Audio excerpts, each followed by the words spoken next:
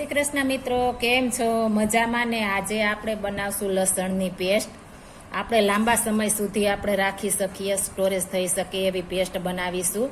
આપણે સમય ઓછો હોય તો આપણે પેસ્ટ બનાવેલી તૈયાર હોય તો આપણે ફટાફટ પેસ્ટ લઈને આપણે રસોઈ બનાવી શકીએ છીએ. એટલે આ સ્ટ્રીકથી તમે બનાવશો તો લાંબા સમય સુધી તમે પેસ્ટ રાખી શકશો. હવે આપણે આ લસણના ગાંઠિયાને આપણે છે તેને આપણે મોટી કઢીવાળા લેવાના છે આ રીતના. એટલે એકદમ મસ્ત આપણી પેસ્ટ બને. આપણે એને ફોલવા માટે આ રીતના આપણે થોડી આ રીતના કરશું છરી વડે તો આપણું લસણ ફટાફટ મસ્ત થઈ જશે. આ રીતના આપણે કરવાનું છે. લસણની કઢી આ રીતના બધી કરી લેવાની છે. એટલે એકદમ સરસ આપણે આ રીતના આપણે બધી લસણની કઢીઓ કરી લેશું. આપણે લસણની બધી કઢી કરી લીધી છે, તમે જોઈ શકો છો. પોતળા પણ કાઢી લીધા છે.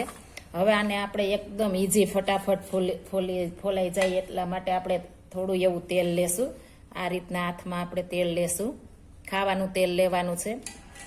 આ રીતના હથેળીમાં લઈને આ રીતના આપણે તેલવાળું કરશું એટલે આપણે એકદમ મસ્ત ફટાફટ આપણે છાલ ઉતરી જાય છે, ઉપરના ફોતરા જે હોય છે તે.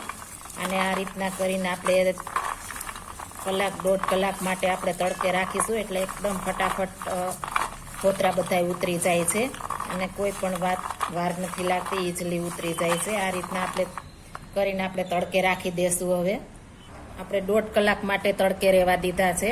હવે આપણે આને ફોલી લેશું. તમે જોઈ શકો છો ફટાફટ આ રીતના ફોતરા નીકળી જાય છે, કોઈ પણ વાર લાગતી નથી. આ રીતના આપણે સેજ આ રીતના આડશું એટલે ફટાફટ ફોલાઈ જશે.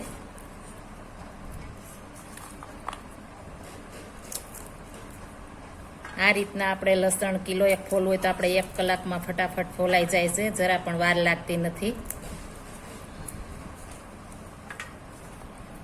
આપણે મસ્ત મજાનું બધું લસણ ફોલાઈ ગયું છે, તમે જોઈ શકો છો. હવે આપણે આને ક્રશ કરી લેશું. આપણે એક મિક્સર જારમાં નાખી દેશું. આ રીતના આપણે બધું મિક્સર જારમાં નાખી દેશું. તેમાં આપણે 2 ચમચી નિમક નાખીશું.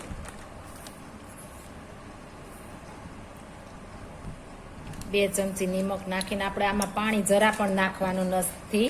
જો પાણી નાખીશું તો આપણે 2 થી 3 મહિના સુધી સારું રહેશે. એટલે આપણે જરા પણ પાણી નાખ્યા વગર આપણે એકદમ પેસ્ટ તૈયાર કરવાની છે. એટલે આપણે લાંબા સમય સુધી સરસ રહી શકે. હવે આની આપણે પેસ્ટ તૈયાર કરી લેશું. આપણે એટલું આ કચરું થઈ જાય ત્યારબાદ આપણે થોડું આપણે તેલ નાખીશું એટલે એકદમ મસ્ત આપણે સોફ્ટ આવીને આપણે રહેશે પેસ્ટ. હવે આપણે ફરી ક્રશ કરી લેશું. આપણે આ મસ્ત પેસ્ટ તૈયાર થઈ ગઈ છે, તમે જોઈ શકો છો. એકદમ સ્મૂથ બનાવવાની છે એટલે આપણે લાંબો સમય સુધી આપણે સ્ટોરેજ કરી શકીએ. એક ખાસ ધ્યાન રાખવાનું છે કે આપણે થોડું એવું ક્રશ થાય પછી આપણે થોડું એવું તેલ નાખીશું એટલે એકદમ મસ્ત પેસ્ટ આપણી આવી રહેશે, ગાર્લિક પેસ્ટ.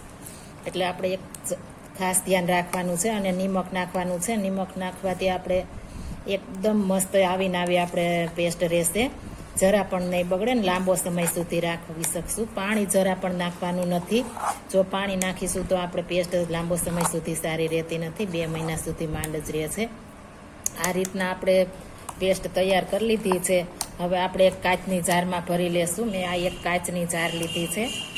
આપણે એરપેક કાચની જાર આવે છે તે લેવાની છે. એટલે એકદમ મસ્ત આપણું આવું રહે છે. આપણે પ્લાસ્ટિકમાં કે કોઈ બોટલમાં નાખવાનું નથી.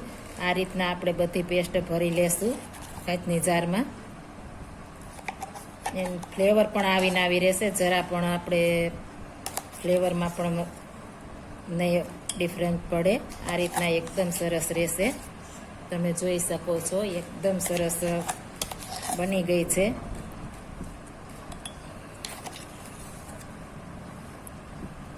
આપણે સાઈડમાં કે કંઈ ખરાબ થયું હોય તો આપણે આ રીતના લૂછી લેવાનું છે.